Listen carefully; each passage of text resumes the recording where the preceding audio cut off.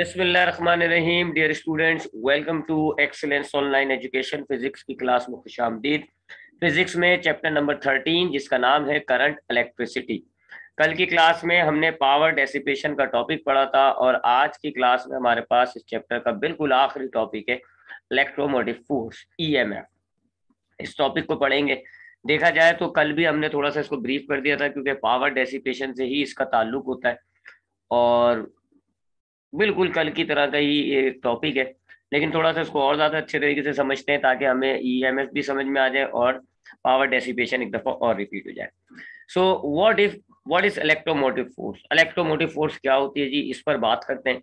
उसके लिए थोड़ा सा हाई और लो पोटेंशियल वाले मामले को एक दफा और जरा रिपीट कर लेते हैं अच्छे तरीके से। ठीक है जी, इसके लिए मैं जरा सही लेवल पे आ जाऊँ।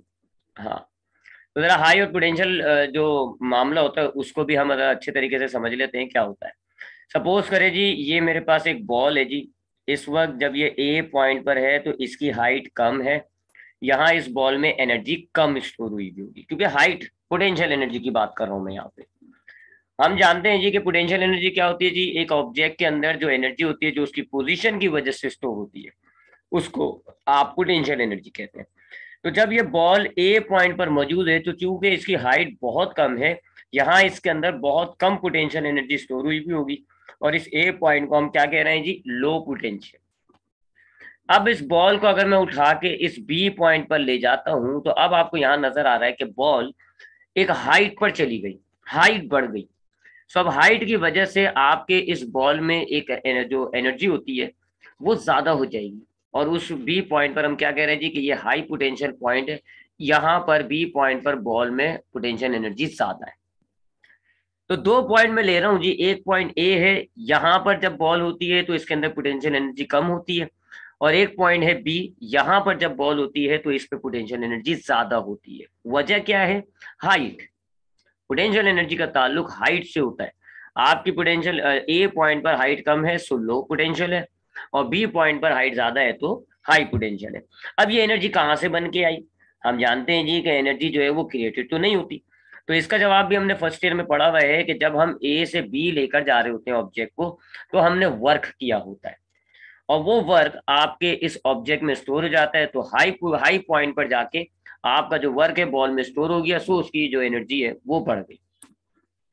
तो ये हाई पोटेंशियल होता है। तो अगर हम ये ब्लू एरो को फॉलो करें तो अगर हम बॉल को लो से हाई पोटेंशियल की तरफ लेके जाते हैं तो हमें करना पड़ता है वर्क और ये वर्क आपके इस बॉल में ही स्टोर हो जाता है। सो आपके बॉल में पोटेंशियल जो है वो हाई हो जाती है बी पॉइंट पर। लेकिन अगर बी पॉइंट पर हम बी पॉइंट से ए पॉइंट पर बॉल को लाते हैं यानी ग्रीन एरो को फॉलो करें, अगर हम बी पॉइंट से ए पॉइंट पर लाते हैं, हाई से लो पे आते हैं, तो यहाँ हमें वर्क करना नहीं पड़ेगा, खुद ब खुद होता है ये। आप बॉल को ट्रिप करें, खुद ब खुद बॉल जो है वो बी पॉइंट से ए पॉइंट पर गिर जाएगी। तो यहाँ हम वर्क नहीं करते बल्कि बॉल ने ही वर्क किया है। अब बॉल वर्क कहाँ से करेगी? बॉल के अंदर जो हाई पोटेंशियल थी उसमें से थोड़ी सी पोटेंशियल वर्क की सूरत में निकल गई, वर्क की सूरत में निकल गई। सो जब बी से ए पे आ रहा है तो लो पोटेंशियल हो रही है उसकी। दोनों बातें समझ में आ रही है? जब लो पोटेंशियल से हाई पोटेंशियल की तरफ जा रही है यानी कि इसकी पोटेंशियल एनर्जी बढ़ती है। क्यों बढ़ती है? क्योंकि आप वर्क करते हो, आपने वर्क किया, वो वर्क इसमें ऐड हो गया, सो आपके इस बॉल की जो एनर्जी है वो बढ़ गई। लेकिन अगर हम बी पॉइंट से ए पॉइंट पर बॉल को लाते हैं तो हम नहीं लाते, खुद ब खुद होता है।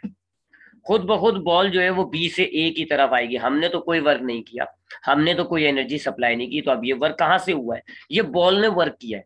और जब बॉल आपका सिस्टम वर्क करता है, जब आपका ऑब्जेक्ट वर्क करता है तो वो वर्क माइनस हो रहा होता है। तो अब आपका इस बी बॉल में, बी पॉइंट पर जब बॉल थी इसमें से वर्क माइनस कर दो, एनर्जी कम हो जाएगी और लो पोटेंशियल पर आके आपकी एनर्जी ऑब्जेक्ट की कम होती है। तो यहां से दो तीन बातें साबित हो रही हैं जो मैं लिखूंगा। पहली बात, हाई पोटेंशियल वाला जो हाई पोटेंशियल वाली जो लोकेशन है वहां बॉल में ज्यादा एनर्जी है। हाई पोटेंशियल, या चले पहले सिंबल डाल देते हैं उसके बाद फिर हम इस बात को लिखते हैं। ठीक है जी, फिर इसको हम इलेक्ट्रिक करंट से जोड़ देंगे। लो पोटेंशियल वालों को जब हम इलेक्ट्रिसिटी में होते हैं तो हम लो पोटेंशियल रीजन को माइनस से डिनोट करते हैं और हाई पोटेंशियल रीजन को हम प्लस से डिनोट करते हैं। ठीक है, अब हम बातें लिखते हैं जी, क्या क्या बातें हमने इस हिस्से से हासिल की। पहली बात ये कि प्लस रीजन पर ऑब्जेक्ट में हाई एनर्जी है, हाई पोटेंशियल है, हाई पोटेंशियल। ठीक है जी, वो पॉइंट जो प्लस शो हो रहा है, हाई पोटेंशियल वाला पॉइंट है, वहां पर अगर ऑब्जेक्ट होता है तो उसकी पोटेंशियल हाई होती है, उसकी एनर्जी ज्यादा होती है। दूसरा पॉइंट के अगर नेगेटिव वाले हिस्से पे, नेगेटिव वाली लोकेशन में अगर आपका ऑब्जेक्ट है तो उसके अंदर लो पोटेंशियल है जी, लो पोटेंशियल है। उसके बाद तीसरा हिस्सा जो हमने निकाला वो ये कि अगर मैं ऑब्जेक्ट को लो से हाई की तरफ लेके जाता हूँ, ब्लू एरो वाला फॉर पाथ अपनाता हूँ, तो अगर मैं ऑब्जेक्ट को लो से हाई की तरफ लेकर जाता हूँ तो इस काम के लिए मुझे वर्क करना पड़ेगा, work has to be done, work has to be done, मुझे वर्क करना पड़ेगा और ये वर्क इसमें स्टोर हो जाएगा, सो उसकी एनर्जी हाई हो रही है। और चौथी बात, अगर मैं ग्रीन एरो एरो को फॉलो करूं, यानी अगर मैं ऑब्जेक्ट को हाई से लो की तरफ मूव करूं, तो यहां मैंने वर्क नहीं करना है, यहां बॉल वर्क करेगी, work by the system, by the system या बाय द बॉल। और ऐसी सिचुएशन में आपके पास जो है चार्ज की एनर्जी या इसकी जो बॉल की एनर्जी है वो कम हो जाएगी। तो इस मामले में बॉल की एनर्जी बढ़ रही है क्योंकि हम काम कर रहे हैं, और इस मामले में बॉल की एनर्जी कम हो रही है क्योंकि हम काम नहीं कर रहे, बॉल काम करके दे रही है। यही चीज आपके चार्जेस में भी होती है। अब वापस अगर हम इलेक्ट्रिसिटी की तरफ आए, ईएमएफ की तरफ आए, तो ये हमने एक सिंपल सा सर्किट लिया हुआ है जी। इसमें हमने जो है वो एक रेसिस्टर लगाया हुआ है जी कंडक्टर के जरिए, और कंडक्टर के दोनों एंड्स पर हम पोटेंशियल डिफरेंस अप्लाई कर रहे हैं एक बैटरी लगा के। ठीक है जी, हमने पढ़ा है इसी चैप्टर में कि अगर एक कंडक्टर में पोटेंशियल डिफरेंस अप्लाई कर दिया जाता है तो उस कंडक्टर में करंट क्रिएट हो जाता है। तो यहाँ मैंने ये पोटेंशियल डिफरेंस अप्लाई किया, ये वी पोटेंशियल डिफरेंस अप्लाई किया, तो जैसे ही मैंने पोटेंशियल डिफरेंस अप्लाई किया तो एक करंट फ्लो होना शुरू हो गया जी। सो अब हमारे पास इस कंडक्टर में आई मौजूद है, करंट मौजूद है। करंट की डायरेक्शन भी मैंने रेड एरो से दिखाई हुई जी, from positive to negative terminal of the battery. मैं पॉजिटिव यानी कन्वेंशनल करंट की बात कर रहा हूँ, मैं इलेक्ट्रॉनिक करंट की बात नहीं कर रहा, कन्वेंशनल करंट की बात कर रहा हूँ। ठीक है जी, पॉजिटिव से चार्जेस निकल रहे हैं जी। अगर मैं इनको ब्लू डॉट से दिखाऊं इनसे, तो ये रहेगा जी, पॉजिटिव से चार्ज निकला जी, ये यहाँ आया, फिर यहाँ गया, फिर यहाँ गया, फिर ये चार्ज यहाँ गया, फिर यहाँ गया, फिर ये रेसिस्टर में से होता हुआ, रेसिस्टर में से होता हुआ फिर यहाँ आया, फिर यहाँ आया, फिर यहाँ आया, फिर यहाँ आया, और फिर ये आखिर में जाके बैटरी के नेगेटिव टर्मिनल में एंटर हो गया। सो ये चार्जेस की डायरेक्शन हो जाती है जी, कन्वेंशनल करंट की बात कर रहा हूँ। तो जैसे ही मैंने कंडक्टर में पोटेंशियल डिफरेंस अप्लाई किया है, तो अब मैं क्या देखता हूँ जी, मेरे कंडक्टर में एक चार्जेस फ्लो होना शुरू हो गए जिसको हम करंट कह रहे होते हैं। और चार्जेस फ्लो कैसे हो रहे हैं जी, फ्रॉम पॉजिटिव टू नेगेटिव, यानी कि हाई से लो। अभी हमने नीचे पढ़ा है कि जब हाई से लो मूव होता है तो फिर हम वर्क नहीं करते बल्कि वर्क खुद हो रहा होता है, हमें वर्क नहीं करना पड़ रहा होगा, हाई से लो खुद ब खुद हो रहा होता है। तो अब हो क्या रहा है जी, मैंने आपको कल भी एक्सप्लेन किया था, असल में ये जो चार्जेस हम यहाँ पे जो इस वक्त कन्वेंशनल करंट में चार्ज लेते हैं वो पॉजिटिव चार्ज को कंसीडर करते हैं, और पॉजिटिव चार्ज इस बैटरी के पॉजिटिव टर्मिनल से रिपल हो रहा होता है। सो पॉजिटिव चार्ज बैटरी के पॉजिटिव टर्मिनल से रिपल होता हुआ नेगेटिव टर्मिनल की तरफ अट्रैक्ट हो रहा है। सो यूं ये डायरेक्शन बन रही है। ठीक है जी, अब आपने ये बैटरी सपोज कर ले जी 6 वोल्ट की बैटरी लगाई हुई है, कितनी, 6 वोल्ट, 6 वोल्ट की बैटरी आपने लगाई हुई है। हम जानते हैं जी वोल्ट का मतलब होता है एनर्जी, वोल्ट का मतलब होता है जूल्स पर कॉलम। इसको अगर हम दूसरे तरीके से लिखें तो ये हो जाएगा जी जूल्स पर कॉलम, क्योंकि जो वोल्ट होता है वो जूल्स पर कॉलम के बराबर होता है, जूल्स पर कॉलम के बराबर होता है।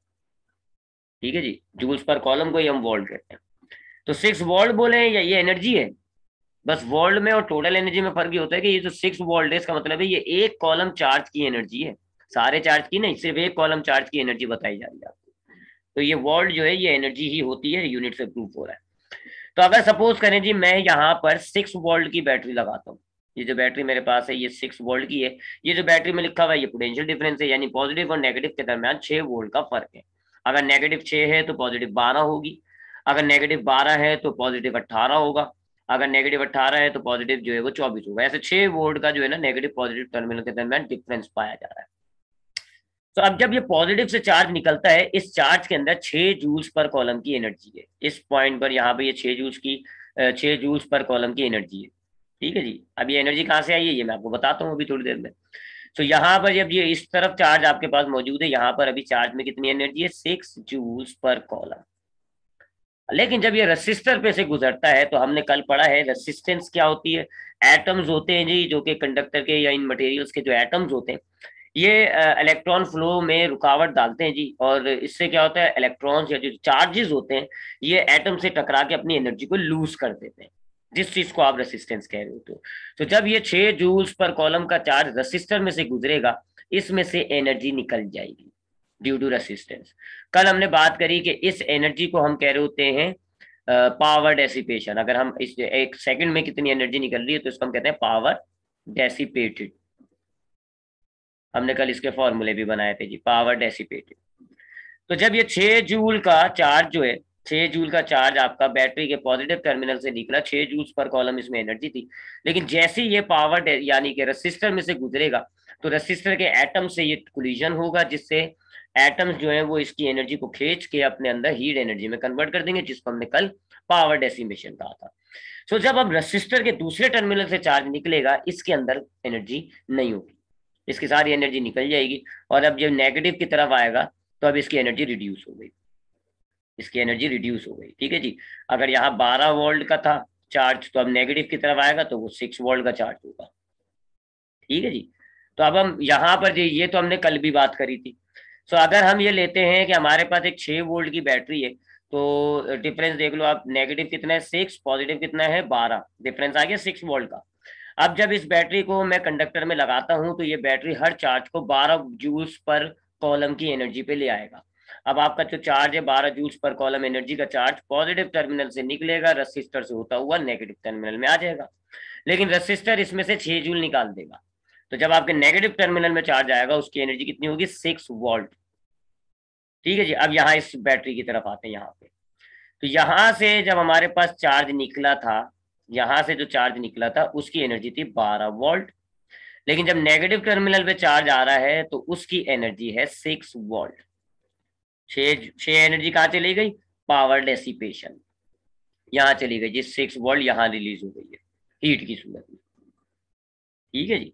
और बैटरी के पॉजिटिव और नेगेटिव के दरमियान देख लें जी, पोटेंशियल डिफरेंस कितना आ रहा है, डेल्टा वी कितना आ रहा है जी, 12 में से 6 निकालें, 6 वोल्ट का डेल्टा पोटेंशियल डिफरेंस आ रहा है। तो जब ये मेरी 6 वोल्ट की बैटरी जब मैं सर्किट में लगाता हूं, तो इसका जो पॉजिटिव टर्मिनल है ये 12 वोल्ट का चार्ज फेंकता है सर्किट में।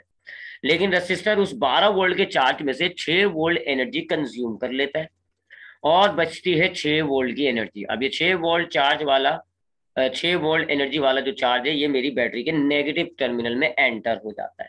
अब अंदर क्या मामला होता है, अंदर क्या मामला होता है, अंदर वाले मामले को हम रेड से शो कर देते हैं। अंदर क्या होता है जी, अब हमारे पास चार्ज यदि यहाँ लो पोटेंशियल पर, कहाँ है, लो पोटेंशियल पर। अब ये चार्ज लो से सेल इसको क्या करेगा, लो से हाई की तरफ लेकर जाएगा, लो से हाई पोटेंशियल की तरफ लेकर जाएगा। और अभी हमने नीचे पढ़ा है कि जब हम लो से हाई की तरफ लेकर जाते हैं, तो हमें वर्क करना पड़ता है। ठीक है जी। नीचे मैंने आपको बताया था ये लिखा हुआ, जब हम लो से हाई की तरफ लेकर जाते हैं तो हमें वर्क करना पड़ता है, और वो वर्क स्टोर हो जाता है। ये बनी हुई डायग्राम, लो से हाई की तरफ लेके जा रहे हैं, वर्क करना पड़ रहा है, और वो वर्क स्टोर हो रहा है चार्ज में। यहाँ पर भी यही होगा, जब आपका सेल आपके चार्ज को लो से हाई की तरफ लेकर जाएगा, उसने वर्क करना होगा, और ये वर्क आपके चार्ज में ही स्टोर हो जाएगा। तो 6 वोल्ट का चार्ज अब जब पॉजिटिव से निकलेगा, उसमें कितनी एनर्जी होगी, 12 वोल्ट। ये तो समझ में आ गया जी कि हमारे पास 12 वोल्ट का चार्ज वापस रिसाइकल कैसे हो रहा है, ऐसे रिसाइकल हो रहा है। आपके इस बैटरी में से 12 वोल्ट का चार्ज निकल रहा है पूरे सर्किट से, जब घूम के वापस नेगेटिव टर्मिनल में आता है, तो वो 6 वोल्ट का होता है। लेकिन फिर आपकी बैटरी के अंदर क्या मामला होता है, आपकी बैटरी में 6 वोल्ट का पिटा हुआ चार्ज लो से हाई की तरफ मूव होता है। इस दौरान वर्क किया जाता है सेल की तरफ से, और वो वर्क आपके इस चार्ज में स्टोर हो जाता है। सो आपके चार्ज की एनर्जी बढ़ जाती है, और वो हाई पोटेंशियल पे आ जाता है। फिर दोबारा 12 वोल्ट का चार्ज हो जाता है, फिर दोबारा वो घूम फिर के दोबारा ये साइकिल चलती रहती है। अब हम जानते हैं कि जब हमें वर्क करना पड़ता है, we need energy to do work, energy to do work. अब वो कहाँ से एनर्जी आती है, आपके इस बैटरी के अंदर जो है वो इलेक्ट्रोलाइट्स मौजूद होते हैं। आपने कभी सेल को खोल के देखा हो, या अगर आपने वो जो बैटरीज होती हैं जो रिचार्जेबल बैटरी होती है, आपने उसमें देखा होगा इलेक्ट्रोड्स डले हुए होते हैं, और अंदर एक सोल्यूशन मौजूद होता है, ये इलेक्ट्रोलाइट है। इलेक्ट्रोलाइट्स मौजूद होते हैं। यहाँ आपकी बैटरी में इलेक्ट्रोलाइसिस का रिएक्शन हो रहा होता है और इलेक्ट्रोलाइसिस के रिएक्शन से केमिकल एनर्जी प्रोड्यूस होती है। कौन सी एनर्जी प्रोड्यूस होती है? Chemical energy. And we know that energy is required to do work. तो अब ये एनर्जी जो प्रोड्यूस हुई है, ये आपका ये वर्क करेगी। इस केमिकल एनर्जी से आपके सेल में वर्क होगा, आपका चार्ज लो से हाई की तरफ जाएगा।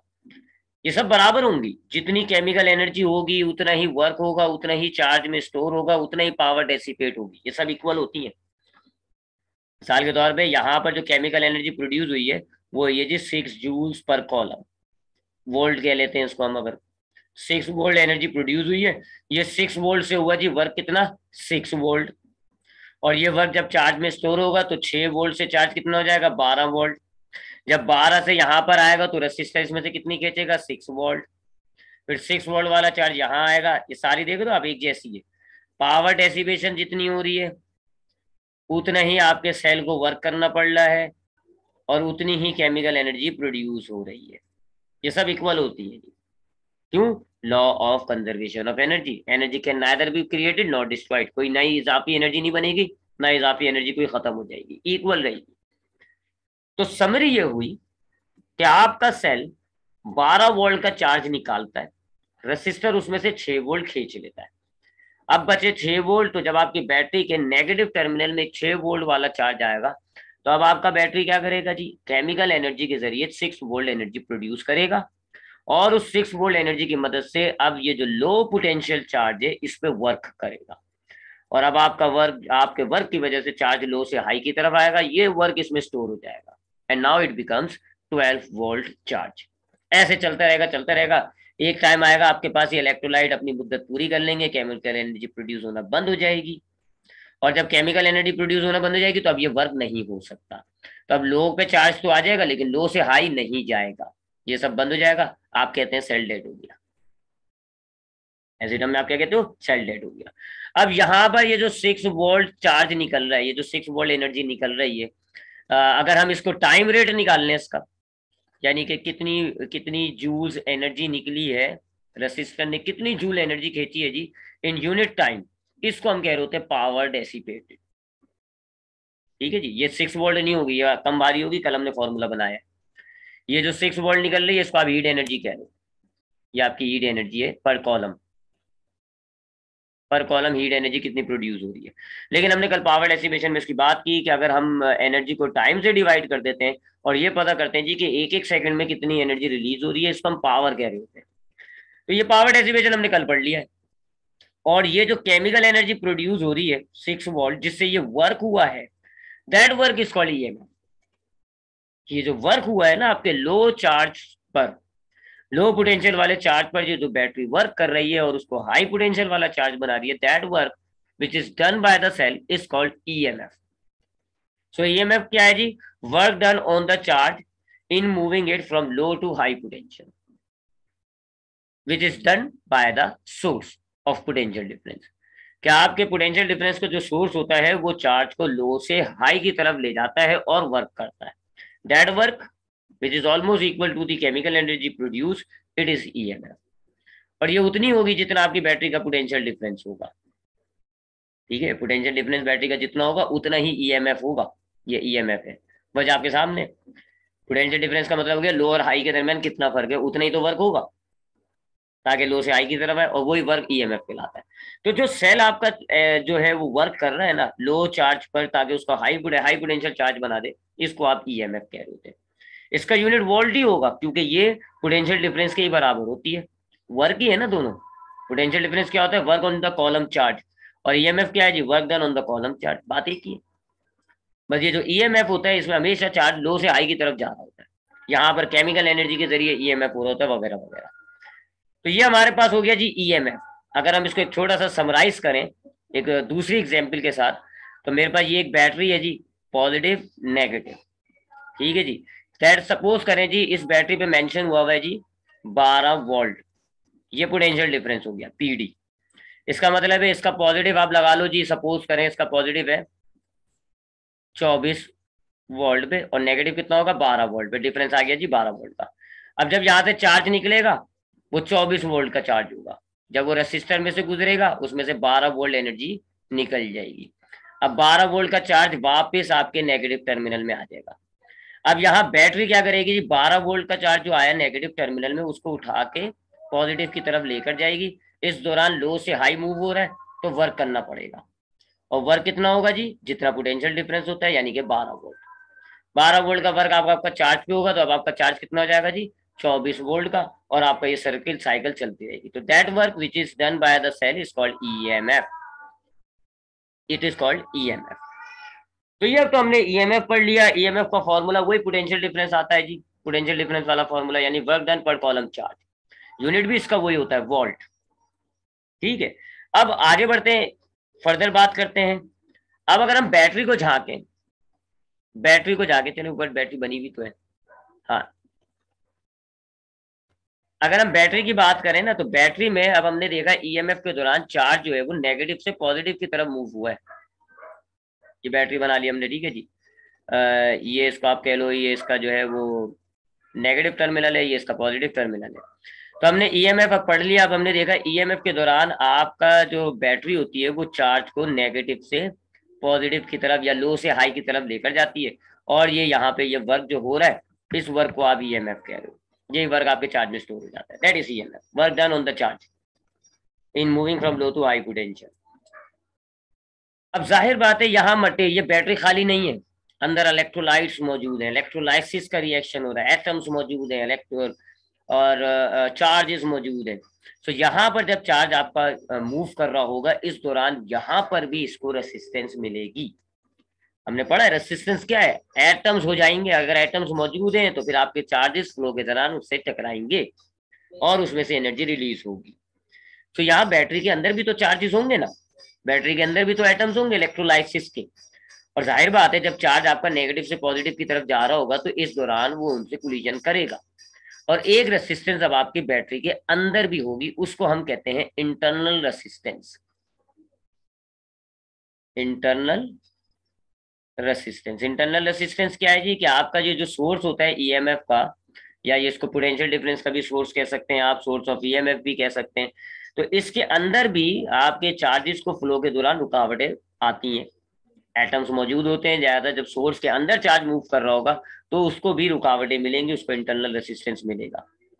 यहाँ पे ईएमएफ थोड़ा सा पोटेंशियल डिफरेंस से बढ़ जाएगा, समझ आ रही है बात। पोटेंशियल डिफरेंस इंटरनल रेसिस्टेंस को हम आर से डिनोट करते हैं, यहाँ थोड़ा सा ईएमएफ बढ़ जाएगा। देखो अब खुद समझो जरा, 24 वोल्ट है जी पोटेंशियल डिफरेंस पॉजिटिव का, और माइनस का कर लो आप 12 वोल्ट। अब जब यहाँ पे चार्ज आया उसको कितनी उसके उसके पास एनर्जी है जी 12 वोल्ट, और जब यहाँ से चार्ज आ रहा है उसके अंदर कितनी एनर्जी है जी 24 वोल्ट। कितना वर्क चाहिए आपको, नेगेटिव से पॉजिटिव की तरफ लेके जाना है, आपको 12 वोल्ट का वर्क चाहिए, 12 जूल्स का वर्क चाहिए जी एक कॉलम पे, तो 12 वोल्ट कह लेता हूँ मैं। ईएमएफ कितनी चाहिए आपको उसूलन, तो 12, लेकिन यहाँ इंटरनल रेसिस्टेंस भी तो होगी, और इंटरनल रेसिस्टेंस जो है आपने पढ़ा है ऊपर, रेसिस्टर एनर्जी कंज्यूम करता है। तो अब इंटरनल रेसिस्टेंस को बैलेंस करने के लिए भी कुछ आपको जो है वो यहाँ पर मजीद एनर्जी चाहिए होगी। तो आप यूं समझ लो कि आपको 12 वोल्ट जो है वो वर्क करने के लिए चाहिए, 12 वोल्ट आपको वर्क करने के लिए चाहिए, और इंटरनल रेसिस्टेंस की वजह से सपोज कर लो जी 4 joules per coulomb energy release होगी, तो टोटल ईएमएफ कितनी होगी 16 वोल्ट। बैटरी का पोटेंशियल डिफरेंस अभी देखो कितना होगा, 12, 24 में से 12 माइनस करें, पोटेंशियल डिफरेंस कितना लिखा होगा डेल्टा वी, 12 वोल्ट, लेकिन ईएमएफ जो है वो अब आपकी 16 वोल्ट हो गई है because of this internal resistance. तो हमने ऊपर देखा है जी, रेसिस्टेंस जहां होगी वहां पावर डेसिपेट होगी, ये हिस्सा जहां रेसिस्टेंस होगी वहां हीट की सूरत में पावर आपकी रिलीज हो जाना शुरू हो जाती है। यहाँ पर भी तो यही हुआ। तो इस बैटरी का पोटेंशियल डिफरेंस 12 वोल्ट से 24, इसका मतलब है इसका पोटेंशियल डिफरेंस था 12 वोल्ट। लिहाजा नेगेटिव से पॉजिटिव की तरफ ले जाने के लिए आपको 12 जूल्स का वर्क चाहिए, लेकिन चूंकि यहाँ इंटरनल रेसिस्टेंस भी होगी, इंटरनल रेसिस्टेंस के नतीजे में थोड़ी सी हीट रिलीज होती है। आपने देखा ना आपके सेल वगैरह गर्म हो जाते हैं, तो वो इंटरनल रेसिस्टेंस की वजह से थोड़ी सी हीट एनर्जी एटम से कोलिजन होके वहां से रिलीज होगी। तो हमने यहाँ एक अंदाजन 4 ले लीजिए, तो 12 वोल्ट का पोटेंशियल डिफरेंस है, लेकिन ईएमएफ कितनी है 16 वोल्ट। तो आई होप यहाँ तक तो बात आपके समझ में आ गई होगी। तो जरूरी नहीं है कि पोटेंशियल डिफरेंस और ईएमएफ बराबर हो, बल्कि उमूमन ज्यादातर ईएमएफ ज्यादा होता है, पोटेंशियल डिफरेंस आपका जो है वो कम होगा। पोटेंशियल डिफरेंस, तो आप पॉजिटिव में से नेगेटिव को माइनस करें, निकल आता है। और जितना पोटेंशियल डिफरेंस होगा उतना ईएमएफ तो होगा, लेकिन चूंकि इंटरनल रेसिस्टेंस भी होती है और इंटरनल रेसिस्टेंस से कुछ एनर्जी चार्जेस की जाया होती है, तो वो भी तो ईएमएफ में प्रोड्यूस होगी, लिहाजा उसको भी शामिल करें तो 16 वोल्ट के करीब होगी अंदाजन। अब हम यहाँ फॉर्मूले बनाते हैं जी, इसी चीज को ध्यान में रखते हुए, इंटरनल रेसिस्टेंस को ध्यान में रखते हुए अब हमने फॉर्मूले ड्राइव करना है। तो अब मैं एक जरा अच्छा सा सर्किट ड्रॉ कर लूं, पहले जरा थोड़ा सा टाइम दीजिएगा, मैं एक सर्किट ड्रॉ करता हूँ। ये हम सर्किट ड्रॉ कर रहे हैं जी।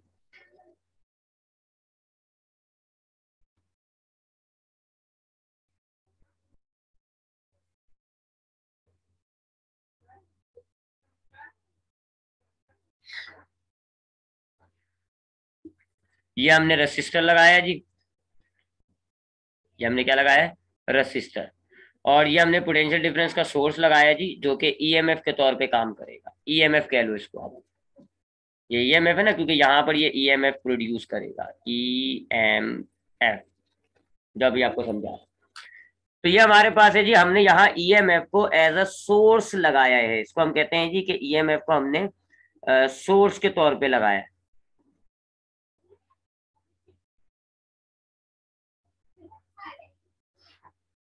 हाँ, तो अब हम यहाँ पर क्या कर रहे हैं जी, ईएमएफ को ना एक सर्किट में सोर्स ऑफ एनर्जी के तौर पे लगा रहे हैं, एज अ सोर्स।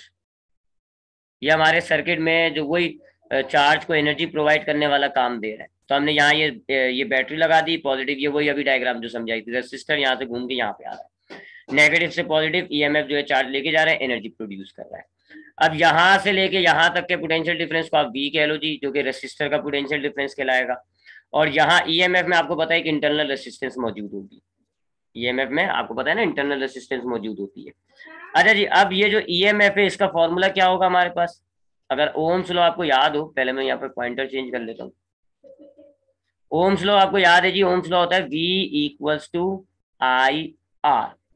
अब मुझे यहाँ ईएमएफ का फॉर्मूला बनाना है इसी पे। अब ईएमएफ हमें पता है पोटेंशियल डिफरेंस के बराबर होता है, ईएमएफ यूनिट वोल्ट है, पोटेंशियल डिफरेंस ही होता है, लिहाजा इस V की जगह हम ईएमएफ का E लिख देते हैं, इक्वल्स टू आई। लेकिन ईएमएफ को दो रेसिस्टेंस मिल रहे होते हैं, एक यहाँ मिलता है जी इंटरनल रेसिस्टेंस और एक यहाँ मिलता है जी एक्सटर्नल रेसिस्टेंस। इस एग्जाम्पल की बात करूं तो यहाँ रेसिस्टेंस दो हो जाएंगे जी, एक आर प्लस एक स्मॉल आर। ठीक है जी। ईएमएफ के लिए याद रखिएगा, ईएमएफ जो है वो ऑलमोस्ट पोटेंशियल डिफरेंस के ही बराबर होती है, लिहाजा ईएमएफ पर पोटेंशियल डिफरेंस वाले फॉर्मूले लग जाते हैं, यानी E equals to I R भी लग जाएगा, E equals to work upon charge भी लग जाएगा, दोनों ईएमएफ के फॉर्मूले, पोटेंशियल के फॉर्मूले। तो हमने ये ओम्स लॉ लिया है जी, ओम्स लॉ में ये जो पोटेंशियल डिफरेंस होता है हमने इसको ईएमएफ कहा, तो ये मेरे पास ईएमएफ का एक फॉर्मूला बन गया, E equals to I R plus R. दो आर क्यों है जी, क्योंकि ईएमएफ को दो रेसिस्टेंस पर काबू पाना है, एक इस वाले रेसिस्टेंस पे जो अभी हमने बात करी इंटरनल रेसिस्टेंस, और एक ये वाला रेसिस्टेंस। दो जगहों पे आपकी एनर्जी रिलीज हो रही होगी, डेसिपेट हो रही होगी, एक सेल के अंदर और एक इस एक्सटर्नल रेसिस्टेंस पे। ईएमएफ ने दोनों को कवर अप करना है। अब हम जरा इसको खोलते हैं जी ब्रैकेट को, तो ये हो जाएगा I capital R plus I small R. और ओम्स लॉ के मुताबिक आई आर जो है वो पोटेंशियल डिफरेंस के बराबर होता है, और ये वाला पोटेंशियल डिफरेंस जो रेसिस्टर पे मेंशन हुआ वो होगा, यानी यहां से लेके यहां तक का पोटेंशियल डिफरेंस। तो E equals to V plus I R.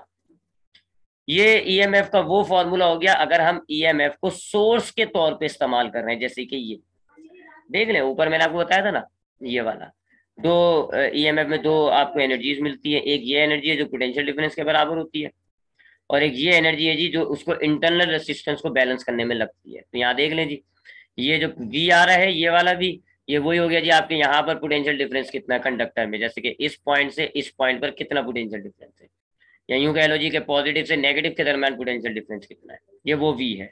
और ये आई आर जो है, ये आपका ये जो इंटरनल रेसिस्टेंस है, इसको बैलेंस करने में कितनी एनर्जी चाहिए। तो ये हो गया ईएमएफ एज अ सोर्स। अगर हम एक सोर्स के तौर पे ईएमएफ को लगाते हैं तो फॉर्मूला क्या बना, E equals to V plus I R.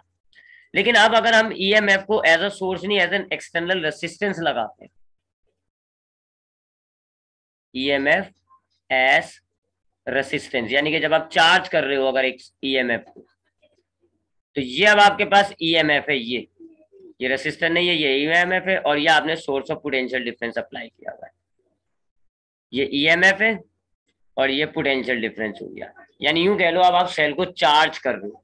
अब आप सेल को चार्ज करने के लिए आपने जो है वो ईएमएफ, आपने ईएमएफ के सोर्स को आपने एक सेल के साथ कनेक्ट कर दिया।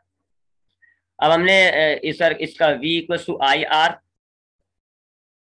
ये ओम्स लॉ है, आप जानते हैं जी, ओम्स लॉ आपने पढ़ा है, ठीक है जी। और अब यहाँ पर इस पोटेंशियल डिफरेंस को दो रेसिस्टेंस जो है वो काबू पाना है, एक ये ईएमएफ का रेसिस्टेंस कैपिटल आर, और एक ये सेल के अंदर का ई स्मॉल आर। तो यहाँ ई हो जाएगा जी आई, और आर दो हो जाएंगे, आर प्लस स्मॉल आर। ये हो जाएगा V equal to I R plus I R. अब ये आई आर ये पोटेंशियल डिफरेंस होता है, कौन सा जी, ये वाला, और इसको हम ईएमएफ कह रहे हैं। तो ये E प्लस आई आर, ये इसका फॉर्मूला हो जाएगा। तो अगर हम न्यूमेरिकल्स में देखेंगे कि अगर हमारे पास ईएमएफ जो है वो सोर्स के तौर पे लगी हुई है आपके सर्किट के अंदर, रेसिस्टेंस जितनी एनर्जी जाया कर रहा है उसको बैलेंस करने के लिए लगी हुई है, तो फिर ये वाला फॉर्मूला लगेगा, E equal to V plus I are.